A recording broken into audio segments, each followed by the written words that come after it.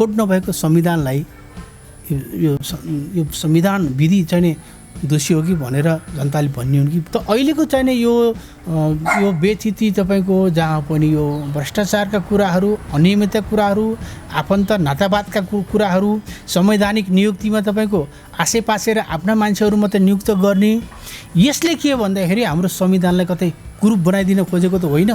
यी सरकारका गतिविधिहरूले कतै संविधानलाई नै कुरूप बनाइदिनु त होइन। 70 वर्षको दौरानमा 7वटा संविधान प्रयोगमा आए र सरदर एउटा संविधानको आयु 10 वर्ष हाराहारी देखिएको छ। प्रधानमन्त्रीले तपाईँको अर्को रिपोल मिडटर्म पोल गराउन सक्छ होइन, मिडटर्म पोल गराउन सक्छ या सदनबाट पास भएर हुनसक्छ।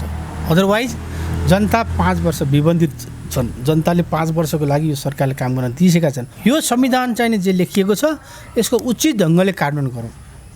यसले जुन समयमा जे कानुन गर्नु भनेर लेखिएको छ त्यसको कानुन गरौँ। आजका मितिसम्म जनताले देख्ने गरी, जनतालाई सन्तुष्ट हुने गरी अथवा यसको मर्म बुझेको वर्ग पनि सन्तुष्ट हुने गरी केन्द्रीय सरकारले अधिकारहरू निश्चित गरेर प्रदेशलाई चल्न दिएको छैन। त स्थानीय निकाय भने ठिक छ है। तपाईँ अहिले संविधान कार्यान्वयनको लागि बाधक तत्त्व बताउनु तपाईँलाई। यो सारा व्यथिति यो सिस्टमलाई भत्काउने काम कहाँबाट भएको छ भन्नुहुन्छ भने यो सिस्टममाथि प्रश्न उठ्ने ठाउँ कहाँबाट भयो भने तपाईँको अहिलेको सरकार यो यति भनिरहँदा अत्युक्ति हुने छैन कि अहिलेको सरकार तपाईँको 10-15 जना एजेन्टहरूले चलाए। ट्र्याकमा ल्याउने विपक्षीले तपाईँको यो जिम्मेवार विपक्षी भन्छु म।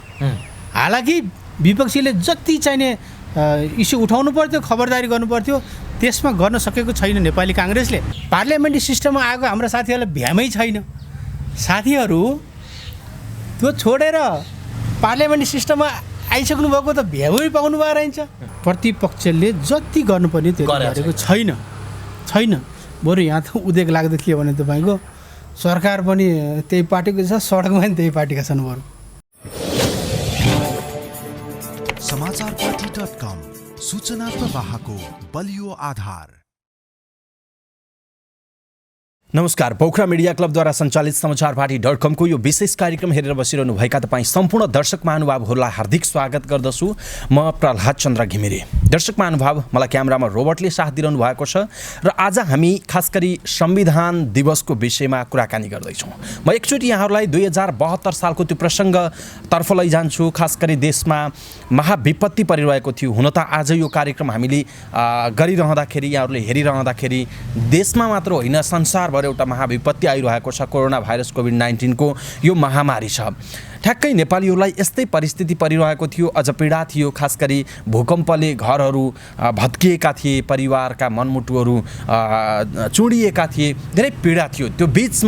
त्यो बेलामा राजनीतिक दलहरू र राजनीतिको परिदृश्य हेर्ने हो भने पहिलो संविधान सभा असफल भएर दोस्रो संविधान सभाले पनि के साँच्चै संविधान देला त भन्ने परिदृश्य थियो। भूकम्प गयो, त्यस पछाडि दलहरूले संविधान जारी गर्नुको विकल्प छैन, यो विपत्तिमा मिलेर अगाडि बढ्नुपर्छ, कतिपय कुराहरू कम्प्रोमाइज गरौँ, संविधान संशोधन गर्न पनि मिल्छ, गर्दै अगाडि बढौँला भनिरहेको सन्दर्भमा असोजको 3 गते संविधान जारी भयो। आज हामी संविधान दिवस मनाइरहेका छौँ। 5 वर्ष बितिसकेको छ, 6औं वर्ष लागेको छ। दर्शक महानुभाव, आज पनि संविधान कार्यान्वयनका विषयमा धेरै प्रश्नहरू उठिरहेका छन्। संघीयताकै विषयमा, संविधानमा रहेको मूल मर्म संघीयताकै विषयमा के साँच्चै संघीयता सफल हुन्छ र भन्ने खालका दृष्टिकोणहरू पनि आइरहेका छन्। अनि संविधान संशोधनका आवाजहरू पनि उठिरहेका छन्। आज बिहानै टुँडी खेलमा प्रधानमन्त्रीले संविधान संशोधन गर्न तयार हुनुपर्छ र कुनै पनि त्यस्ता खालका सङ्कोचहरू नलिने हो भने त्यो पनि सम्भव छ भन्ने खालको आशय पनि व्यक्त गर्नुभएको छ। यो परिदृश्यमा रहेर आज हामी कुराकानी गर्छौँ। अब संविधान दिवस मनाइरहँदाखेरि यो संविधान कार्यान्वयनको पाटोको जटिलता के हो, अब दलहरू या अब संविधान कार्यान्वयनका लागि कसले कस्तो खालको भूमिका खेल्नुपर्छ भन्ने विषयवस्तुमा उच्च अदालत बार एसोसिएसन पोखराका अध्यक्ष रोहित राज वास्तोलासँग रहेर हामी कुराकानी गर्छौँ। रोहित सर, स्वागत छ यहाँलाई। धन्यवाद। आराम हुनुहुन्छ? आराम छु। सुरुमा त संविधान दिवसको यहाँलाई हार्दिक मङ्गलमय शुभकामना छ। तपाईँहरूलाई पनि समाचारपाटी.com को साथीहरूलाई म हार्दिक स्वागत गर्न चाहन्छु। र म बधाई र शुभकामना पनि आदान प्रदान गर्न चाहन्छु। यो लामो समयपछि तपाईँसँग भेट भएको छ, मलाई लाग्छ यो समयको फेरि दूरी चाहिँ कायम गर्नु पर्ला। त्यो हुँदाखेरि दसैँ पनि अब नजिक छ, भेट होला नहोला भेटेर चाहिँ यही मार्फत म तपाईँलाई चाहिँ विजयादशमीको शुभकामना पनि दिन्छु। ल धन्यवाद। म पनि अब अहिले हामी यो के मलमासले गर्दाखेरि आज हामी 16 श्राद्ध सकिरहेका छौँ। सायद आजबाट चाहिँ नवदुर्गा सुरु हुन्थ्यो होला। मलमासले गर्दा हाम्रो क्यालेन्डरलाई 1 महिना पछाडि धकेलिदियो। हामी नवदुर्गामै छौँ एक किसिमले। त्यस कारणले यो आउँदै गरेको विजयादशमी अनि त्यसपछि हाम्रो दीपावली, छठ लगायत पर्वहरूको उपलक्ष्यमा म उच्च अदालत बार एसोसिएसन पोखराको सम्पूर्ण परिवारको तर्फबाट पनि शुभकामना व्यक्त गर्न चाहन्छु। यो संविधान दिवस मनाइरहँदाखेरि तपाईँलाई के लागिरहेछ? अहिलेको नेपालको परिदृश्य, संविधानका विषयहरूमा उठिरहेका कुराहरू, दलहरू बिचमा भइरहेका कुराहरू र अहिलेको नेपालको परिदृश्यलाई हेर्दाखेरि यो संविधान, दिगो संविधान, यो संविधान हामीले सङ्घर्ष गरेर ल्याएको संविधान, यो संविधानमा भएका चिजहरूलाई जसरी हामीले व्याख्या गरिरहेका छौँ, कार्यान्वयनको चरणको स्थिति के छ? अब आज हामीले यो हाम्रो पछिल्लो नेपालको संविधानको आज यो वार्षिकी मनाइरहँदा 5 वर्ष यो संविधानले आफ्नो आयु पार गरेको छ। र हामीले के भुल्नु हुँदैन भने नेपालमा 7वटा संविधान प्रयोगमा आए। 70 वर्षको दौरानमा 7वटा संविधान प्रयोगमा आए र सरदर एउटा संविधानको आयु 10 वर्ष हाराहारी देखिएको छ। पञ्चायत कालको संविधानमा 3 चोटि संशोधन गरियो। त्यो 17बाट 47सम्म रह्यो।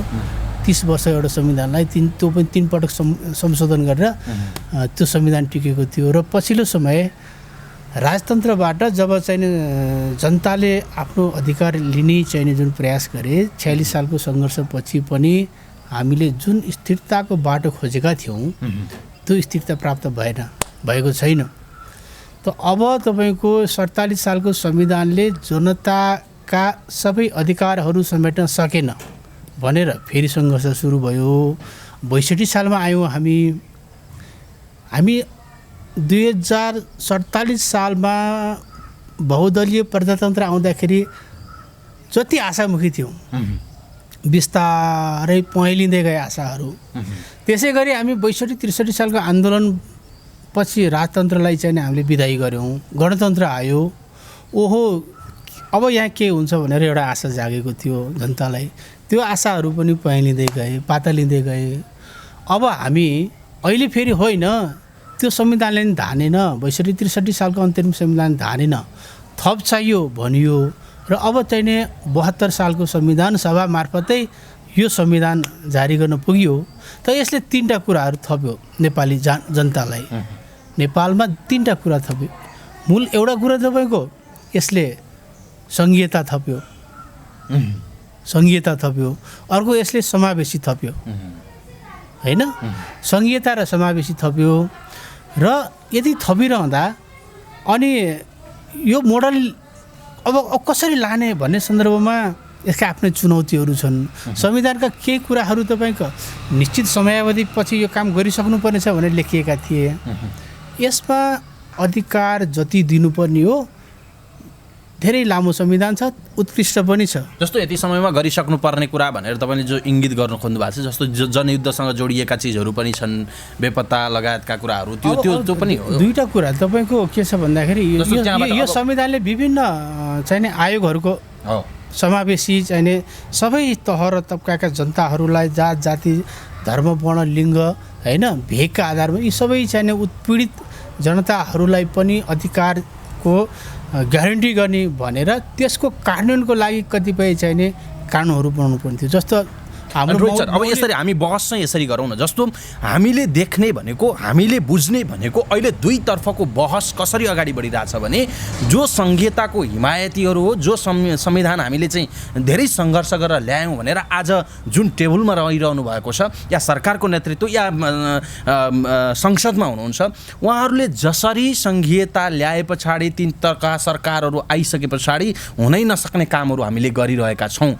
भन्ने खालको आएको छ। अर्को कहीँ कहीँ न कहीँका छिद्रहरूबाट के सुनिएको पनि छ भने राजतन्त्र फाल्ने विषयमा कहीँ छलफल नै पनि भएन, लगायतका धर्मनिरपेक्षताका कुराहरू सहित आएका छन्। अनि यो सङ्घीयता भनेको त हामीलाई फ्याट्टै हाम्रा चाहिँ आकाङ्क्षाहरू पुरा हुन्छन् भन्ने हामीले सोचेका थियौँ, त्यो त नहुँदो रहेछ। 3 तहका सरकारको खर्च नै बढी भएर जाने भयो, राजस्व मात्रै हामीले तिर्नुपर्ने रहेछ भनेर तल्लो लेभलबाट चाहिँ त्यो खालको आवाजहरू उठिरहेको छ। यो बिचको तालमेल मिलाउनका लागि कसले कस्तो खालको रणनीति अपनाएर गयो भने संविधान कार्यान्वयन हुन सक्छ, या यो संविधान कार्यान्वयन हुन सक्दैन, 10 वर्षपछि चेन्ज हुन सक्ने स्थितिमा जाने सङ्केत हो भनेर तपाईँले इङ्गित गर्न खोज्या हो भन्ने कुरा के रोहित सर? मैले यो संविधानको विकल्प खोज्न भनेर म भन्न सक्दिनँ अहिले, किनभने तपाईँको नेपालमा के भयो भन्दाखेरि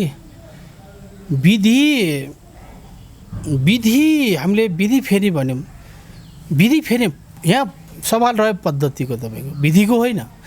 किनभने 7वटा संविधान आफैमा संविधान नराम्रो हुँदैनन्, तर कसरी त्यसको चाहिँ एक्जिक्युट कसरी गर्ने, संविधानको एक्जिक्युट कसरी गर्ने, त्यो मूल सवाल हो। परिभाषा कसरी, कार्यान्वयन कसरी गर्ने, त्यसलाई त्यसको चाहिँ सञ्चालकहरू कस्ता रहन्छन्, कसरी त्यसलाई चाहिँ ड्राइभ गर्ने हो, संविधानलाई अगाडि कसरी बढाउने हो भन्ने नै मुख्य कुरा हो कि। त यहाँनिर अल्झियो कहाँनिर भने तपाईँको अहिलेको संविधानमा हेर्नु, अब कतिपय कानुनहरू बने ती प्रभावकारी रूपमा लागू भएका छैनन्। अहिले हाम्रो सङ्घीयताको मूल मर्म हामीसँग स्थानीय निकाय हिजो पनि थियो, केन्द्र हिजो पनि थियो।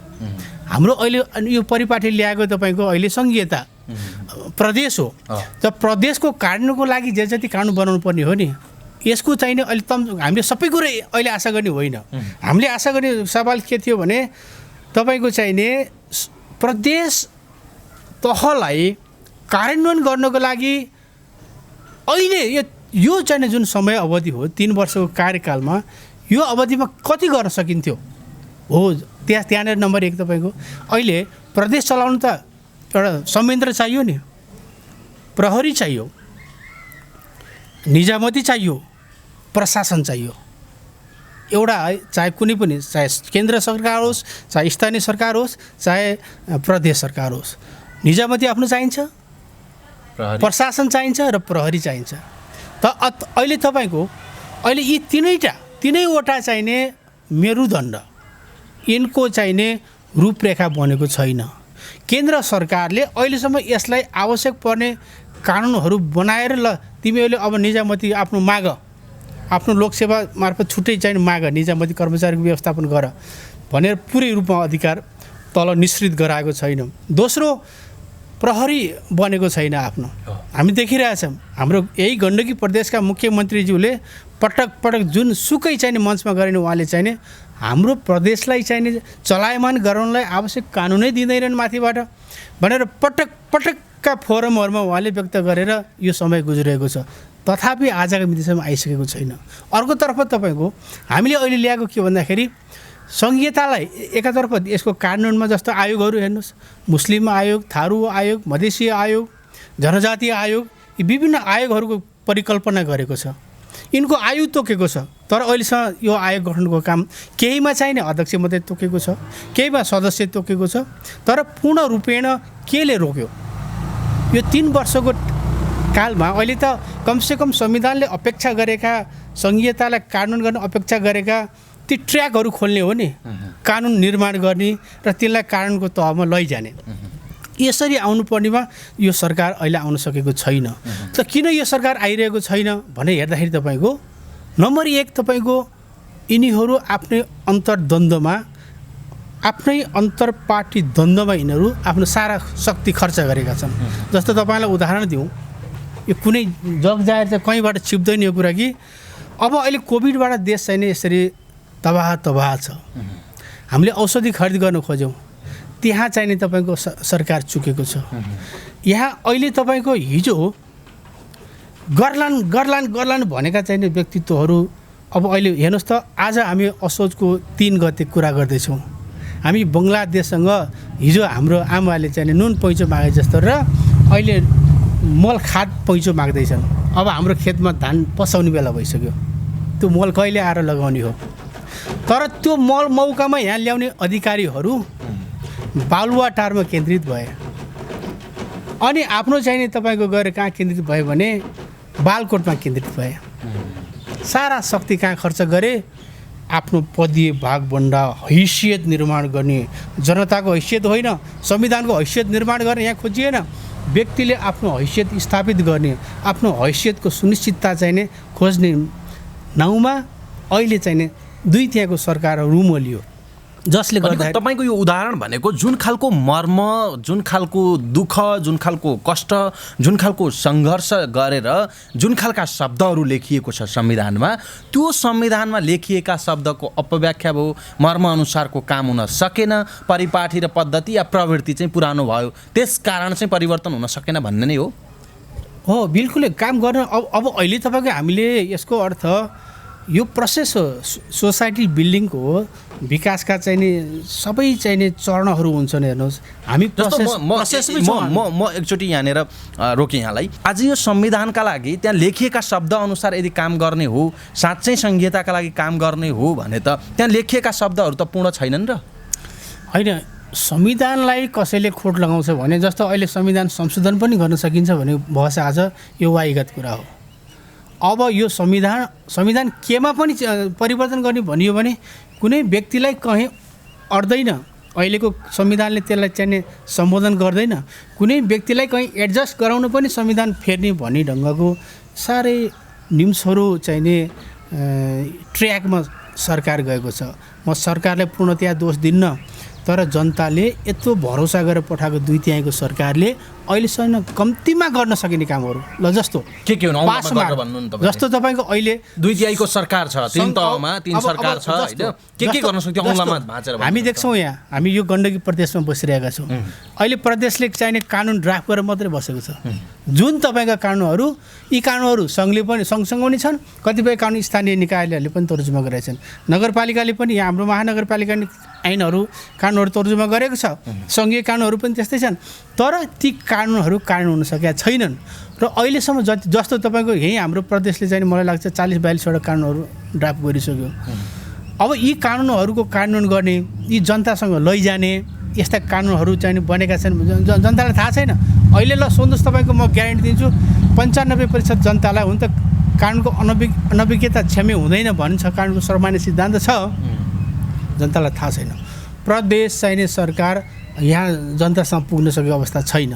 अहिले यी कोभिडको चाहिने बारेमा व्यवस्थापन गर्नको लागि प्रदेश सरकार केही देखिएको छ, तर अपेक्षाकृत देखिएको छैन। यसमा म प्रदेशलाई दोष दिन्न, प्रदेश सरकारलाई म दोष दिँदिनँ, किनभने प्रदेश सरकारलाई त चल्ने बाटै दिएको छैन सङ्घले। संविधान अनुसार विकेन्द्रीकृतको चाहिँ सिद्धान्त आयो, तर मानसिकता केन्द्रीकृत भयो। आफूबाट अधिकार फुत्काउन सक्दैनन् केन्द्रमा रहेका नेताहरूले या त्यहाँ रहेका पदाधिकारीहरूले या कर्मचारीहरूबाट पनि भन्ने कुराहरू चाहिँ हो।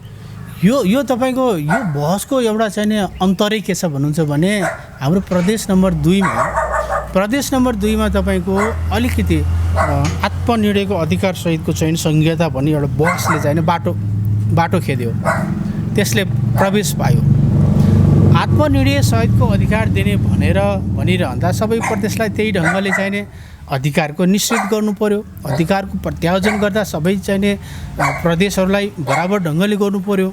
त त्यहाँ गरिरहँदा ओहो आत्मनिर्णयको अधिकार, प्रदेशको भू बनोट, 2 नम्बर प्रदेशको भू बनोट त्यहाँनिरबाट कता तर्सेको हो र यो केन्द्रीकृत मानसिकताले अहिले आफैले जन्माएको यो स्वरूपलाई आजका मितिसम्म जनताले देख्ने गरी, जनतालाई सन्तुष्ट हुने गरी अथवा यसको मर्म बुझेको वर्ग पनि सन्तुष्ट हुने गरी केन्द्रीय सरकारले अधिकारहरू निश्चित गरेर प्रदेशलाई चल्न दिएको छैन। त स्थानीय निकाय भने ठिक छ है, तपाईँको स्थानीय निकायहरू जनतासँग असाध्यै जवाफदेही ढङ्गले काम गरेका छन् स्थानीय निकाय।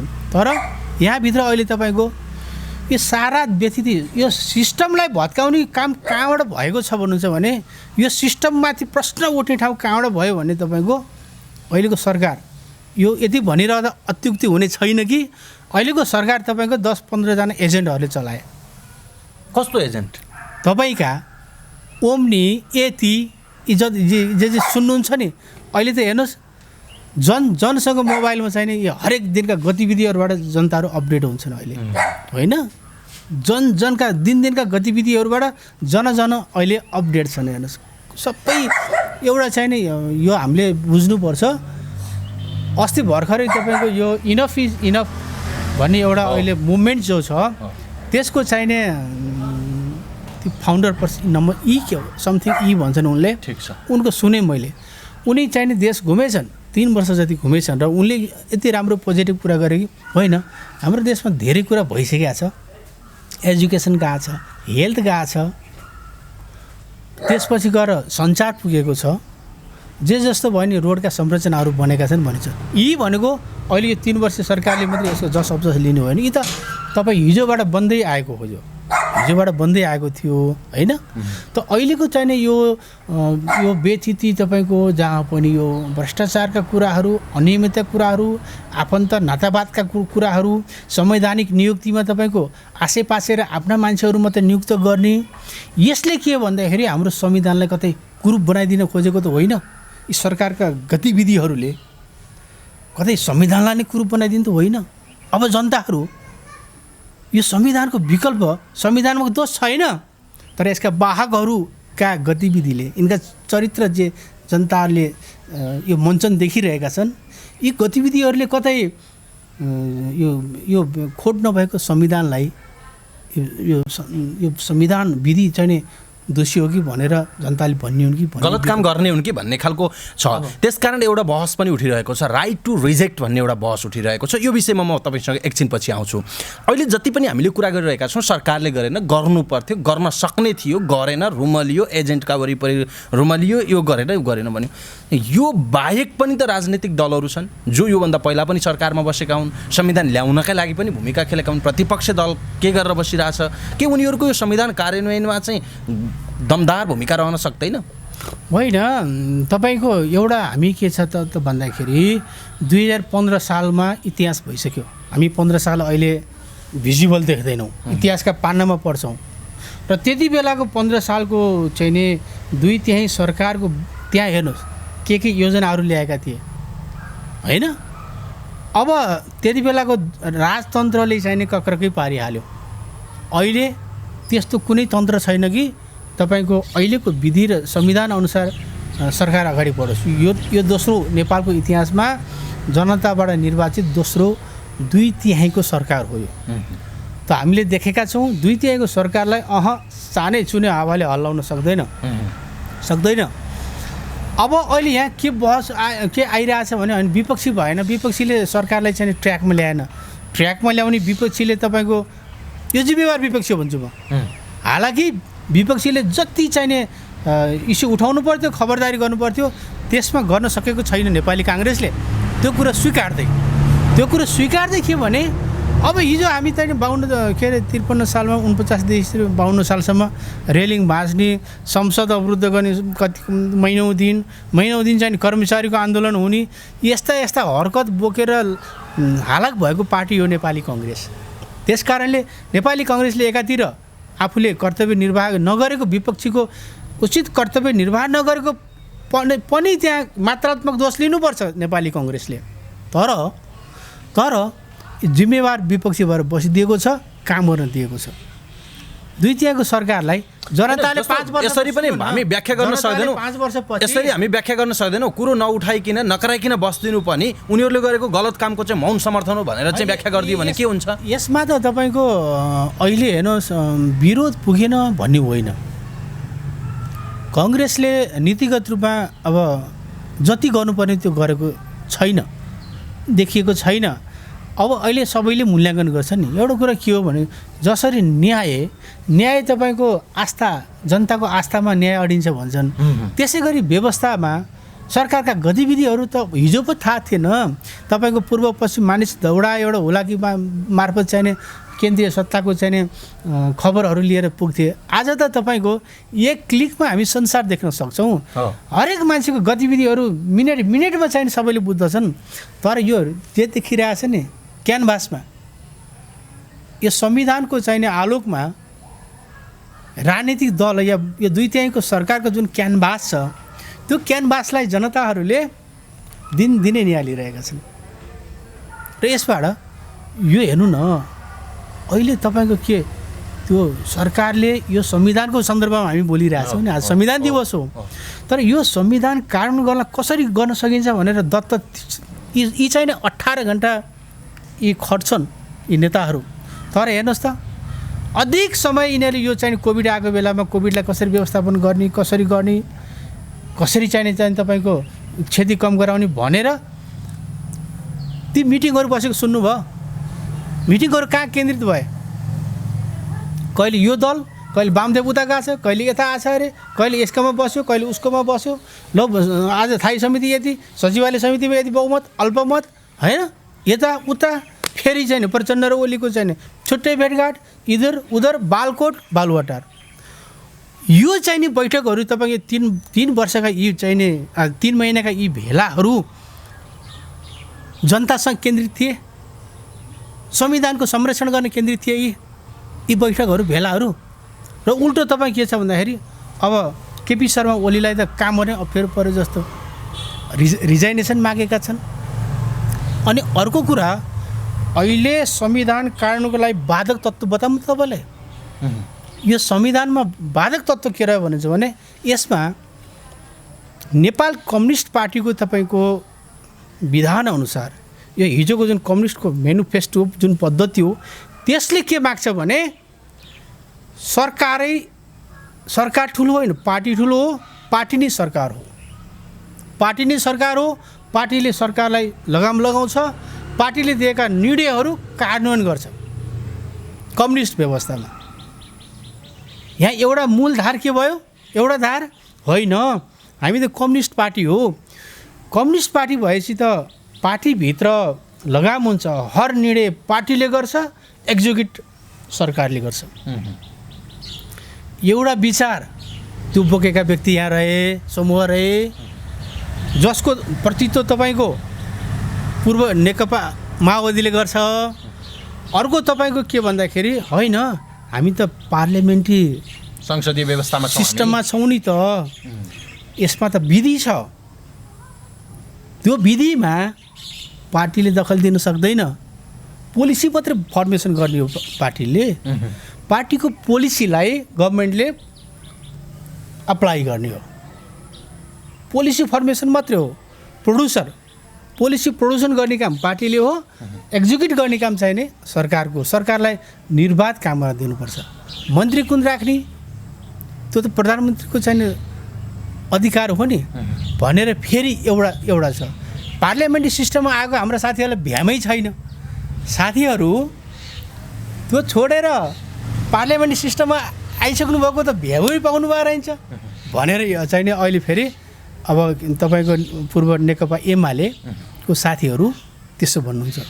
यो अन्तर्द्वन्द अहिले तपाईँको यो उहाँ जुन उहाँहरूको यो वैचारिक सङ्घर्ष अन्तर पार्टी सङ्घर्ष हो। 2/3 के नेपाली कङ्ग्रेसले अब संविधान कार्यान्वयन गरिदिने अहिले नेपाली काङ्ग्रेसले गर्ने चाहिने अवस्था छ। अहिले 2/3 सरकारलाई पन्छाएर पल्टाएर कहाँ कुन विधिले नेपाली कङ्ग्रेसलाई अहिले संविधान जसरी सरकारले गरेका गल्तीहरू जनतामाझ लगेर छर्लङ्ग पार्नुपर्ने हो त्यो गरेछ त कङ्ग्रेसले पनि या अरू दलहरूले पनि। सुन्नु, यो 2/3 सरकारलाई अब प्रतिपक्षले तपाईँको मैले अघि नै भनिसकेँ, यसमा दोहोऱ्याउनु परेन। प्रतिपक्षले जति गर्नुपर्ने त्यो गरेको छैन। बरु यहाँ त उदेक लाग्दो के भने तपाईँको सरकार पनि त्यही पार्टीको छ, सडकमा पनि त्यही पार्टीका छन्। बरु सडकमा नि गयो नि अस्ति केपी ओलीले राजीनामा दिनु पर्दैन। यो सबै कुरा जुन देखियो नि, प्रतिपक्ष पनि राम्रो काम गरेको छैन, सरकारले पनि राम्रो काम गरेको छैन। हामी संविधानको चाहिँ कार्यान्वयन होस्, कार्यक्रम हुन्छ, पुवाल पार्ने चाहिँ त्यस्तो ठाउँहरू नहोस् भन्ने तरिकाको बहस गरिरहेका छौँ। यही विषयमा उठेको एउटा राइट फर रिजेक्ट, मैले चुनेको सांसदले नराम्रो गर्यो भने, प्रतिनिधिले नराम्रो गर्यो भने उसलाई फिर्ता बोलाउन सक्ने अधिकारको विषयमा बहस उठिरहेछ। यो बहसले संविधान कार्यान्वयनका लागि चाहिँ के लगाम लगाउन सक्छ, के अलिकति सचेत बनाउन सक्छ? यो के हो? यो छैन तपाईँको राइट टु रिजेक्टको के भने तपाईँको मतदान गर्ने बेलामा जुन पार्टीले ब्यालेट थाप्न आएका छन्, ती ब्यालेट थाप्न आएका चाहिँ पार्टीलाई म रिजेक्ट यो कुनै पनि मलाई मन पर्दैन भन्ने हो त्यो। तर अहिले हाम्रो नेपालको संविधानले 5 वर्षको म्यान्डेट जनताले दिइसकेका छन् होइन, 5 वर्षको म्यान्डेट दिइसकेका छन्। अब यहाँ पुनः चुनाव गराउनलाई तपाईँको विधिले तोकेको छ। संविधानमा स्पष्ट व्यवस्था छ। प्रधानमन्त्रीले तपाईँको अर्को मिड टर्म पोल गराउन सक्छ होइन, मिड टर्म पोल गर्नु छ या सदनबाट पास भएर हुनसक्छ। अदरवाइज जनता 5 वर्ष विबन्धित छन्। जनताले 5 वर्षको लागि यो सरकारले काम गर्न दिइसकेका छन्। अब अहिले म विथड्र गर्छु।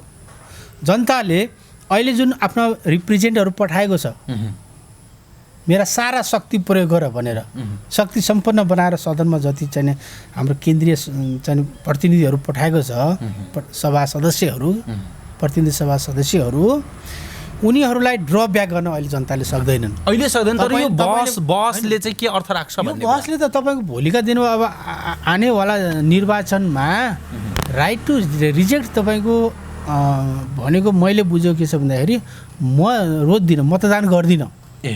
मतदान गर्दिनँ म।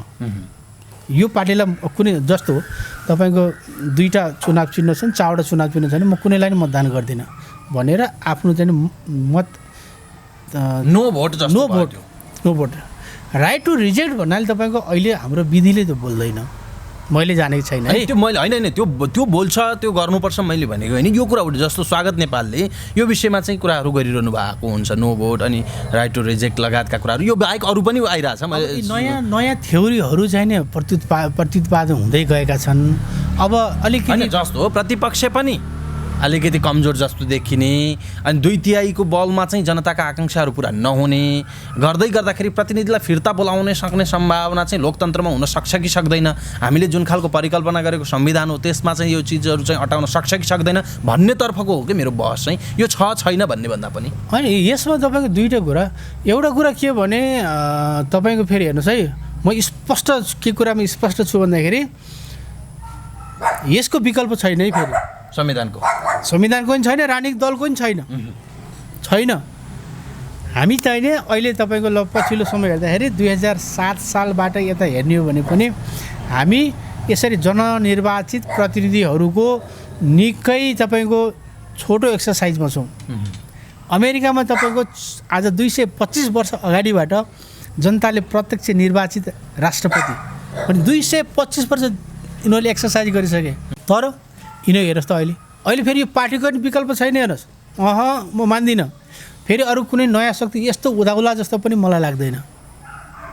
किनभने अहिले हेर्नुहोस् त यी पार्टीहरूको यो त अहिले हाम्रो स्थानीय निकाय कतिवटा छ, यी हर स्थानीय निकायको तल्लो युनिटमा यिनको आफ्नो कमिटी पोलिटिकल कमिटी छ। नेकपाको, नेपाली कङ्ग्रेसको होइन र अब अहिले जुन यो क्षेत्रीय दलहरू जो आइरहेका छन् एउटा चाहिँ उदयमान शक्तिको रूपमा हामी चाहिँ काम गर्छौँ भनेर अहिले चाहिँ यो केही 2-4वटा चाहिँ पार्टीहरू यी छन् नि। त यिनीहरू तपाईँको यी 3-4वटा शक्ति एकै ठाउँमा आएर यिनलाई चेक दिन्छन् कि अथवा अब आने चाहिँ निर्वाचनमा यिनीहरू एकबद्ध भएर यी 2टा पार्टीलाई चाहिँ विकल्पको रूपमा चाहिँ हामी आयौँ भनेर दिन्छन् कि भनेर हेर्ने पनि ठाउँ देखिँदैन। यसको विकल्प छैन, सच्याएर जानुपर्छ भन्ने अलिकति लामो पनि भइसक्यो। अब 2टा विषय संविधानको विषयमा धर्मनिरपेक्षता र अलिकति बढी उठाउने एउटा दलले उठाइरहेको विषय भनेको राज संस्थाको विषय, राजतन्त्रको विषय, यसको सम्भावना के देख्नुहुन्छ? के छ अबको परिदृश्य चाहिँ के अब हेर्नु यहाँ यसमा 2टा बात छन्। एउटा अहिले तपाईँको हाम्रो हिन्दू राष्ट्र हो, हिन्दू राष्ट्रकै रूपमा चाहिँ यो आउनुपर्छ भनेर अहिले तपाईँको साँच्चै नै रेफरेन्डम गर्ने हो भने होइन पछिल्लो समय त हिन्दू राष्ट्र पनि अलिकति घटिसकेको छ। अब ओमकारतिर भन्ने यो बौद्ध हिन्दू सनातन धर्म भन्नेतर्फ आइरहेछ। यसमा तपाईँ के भन्दाखेरि डाइभर्ट हुँदैछ त्यो पनि अन्यत्र मलाई लाग्दैन। यो एउटा चाहिँ जबरजस्त एउटा के भन्दाखेरि अब यो 50 वर्ष उमेर कटेको जति नेपाली जनताको त्यो एउटा दप्ता छ ओभर 50 होइन। यिनीहरू कथा हामी सबै अलिक धर्ममा बढी जस्तो मैले जनै लगाइरहेको छु। उपाध्यायता के मलाई थाहा छैन तर मैले जनै लगाइरहेको छु। हामी तपाईँको हिन्दू धेरै चाहिने नागरिकहरू हिन्दू छौँ, त्यस कारणले हिन्दूको बहस चलेको छ, उठाइएको छ। त यो अलग कता चाहिँ पश्चिमाहरूको दबावमा चाहिँ निरपेक्षता धर्मनिरपेक्षता ल्याए भनिएको छ। त अब धर्म सापेक्ष भएर र धर्मनिरपेक्ष भएर दुवै भएर निरपेक्ष भएर या सापेक्ष भएर पनि यो संविधान कानुन गर्ने र गराउने मामलामा जनताका हक अधिकारहरू चाहिँ निश्चित गर्ने मामलामा जनताका न्यूनतम आवश्यकताहरू परिपूर्ति गर्ने मामलामा देशभित्र रोजगार सिर्जना गर्ने मामलामा यी बहुल चाहिने यो चाहिने हाम्रो सोसाइटी जुन छ नि बहुरूपी सोसाइटी यो सोसाइटी बिचको अन्तर सम्बन्ध यसको चाहिँ हार्मोनीलाई चाहिँ जोगाइराख्नको लागि यो पनि बाधक त छैन है धर्मनिरपेक्षता बाधक बन्न निस्क्यो भनेर अहिले त्यसलाई पनि दोष दिन ठाउँ भनेको सिधै भन्नु न धर्म सापेक्षको कुरा जो खालको उठिरहेको छ यो चाहिँ सदर गर्दाखेरि पनि बिग्रिनेवाला चाहिँ केही छैन संविधान अनुसार भन्ने हो यसमा अब फेरि हामीले यसमा फेरि अब यही विषयमा गऱ्यो भने 10 वर्षहरू राडाको मचिन्छ लेट इट छोडौँ अहिले यो संविधान चाहिँ जे लेखिएको छ यसको उचित ढङ्गले कानुन गरौँ यसले जुन समयमा जे कानुन गर्नु भनेर लेखिएको छ त्यसको कानुन गरौँ जस्तो अब तपाईँको त्यो आयोगहरूको 10 वर्षभित्र तिनीहरूले फेज आउट 10 वर्षभित्र आयोगले आफ्नो काम गरेको प्रतिवेदन बुझाएर फेज आउट हुने भनेको छ अब अहिले तपाईँ 5 वर्ष भइसक्यो आयोग बनेकै छैनन् कहिले काम गर्ने हो तपाईँको सशस्त्र द्वन्द्वकालका चाहिने घाउहरू जो छन् खाटा बसेका घाउहरू खाटा पनि पुर्ने भनिएको छ अझै मेरो लोग्ने आउँछ कि मेरो छोरो आउँछ कि दे आर स्टिल वेटिङ हो तिनलाई सम्बोधन गर्न जाऊ भनेको छ कानुनले त्यहाँ गएको छैनन् अनुसार बालकोट र बालुवाटारमा भनेपछि तपाईँको यी चाहिने जुन बेसिक क्यारेक्टरहरू चाहिने यो 3 वर्षभित्रमा बेसिक क्यारेक्टरहरू यति त गर्नै पर्छ है भनेर संविधानमा जुन कमिटमेन्ट गरेको छ नि संविधानले यी पोलिटिकल पार्टीहरूलाई या अब कसले गभर्न गर्ने कसले एक्जिक्युटिभ कसले गर्ने भन्दाखेरि यसैले बोलेको छ नि त संविधानले सरकारले गर्ने जनताबाट निर्वाचित सर्वशक्तिमान सम्पन्न सदन प्रतिनिधि सभा र सभाबाट चाहिँ निर्वाचित सरकारले चाहिँ यसको कानुन गर्नेछ मन्त्री परिषदले गर्नेछ लेखेको छ हो त्यो कानुन गर्नको लागि अधिक समय दिनु पर्यो सुतेको छैन हिँडेको छ तर गतिहीन यो 3 वर्षको पिरियडमा यो संविधान कानुन गर्नलाई कति किलोमिटर पर पुग्नुपर्ने हो नि त्यहाँ पुगेन सरकार के अब कुरा यो हो बिचमा रोकिएको छ तर समृद्ध नेपाल र सुखी नेपाली आउँछ भन्नुहुन्छ प्रधानमन्त्रीजीले होइन यो चाहिने तपाईँका सबै कुराहरू हामी गर्छौँ त भन्नु वाकपटुताका आधारमा आउँदैन वाकपटुताकै आधारमा आउँदैन तपाईँको यो क्रियान्वयन गरेर देखाउने चिज हो बोलेको जस्तो सजिलो छैन गर्ने छाँट छ कि छैन होइन तपाईँको सरकार धेरै ठाउँमा सुध्रिनुपर्छ प्रतिपक्ष पनि जागरुक भन्नु पर्यो अलिकति भूमिका देखाउनु पर्यो अब स्वाभाविक हो प्रतिपक्षले तपाईँको जनताले भनेकै छन् प्रतिपक्षले पनि धेरै खबरदारी गरेन भनिएको त छाया सरकार नै छ क्यारे नो म त्यो पनि भन्दिनँ तर यदि भन्दछु के भन्छु भने जस्तो तपाईँको संवैधानिक नियुक्ति छन् नि संवैधानिक नियुक्ति अड्केका छन् अहिले तपाईँको बरगेल्ती अहिले म यहाँ तपाईँ हिसाब किताबै छैन तपाईँको संवैधानिक नियुक्ति धेरै अड्केका छन् किन भइरहेको छैनन् यहाँ तपाईँको विपक्षी दलको नेता पनि भूमिका हुन्छ अब भन्छन् भागभण्डार नमिलोहरू भन्छन् होइन अब अहिले तपाईँको हामी अलि स्वतन्त्र भएर संश्लेषण गरौँ न विवेचना गरौँ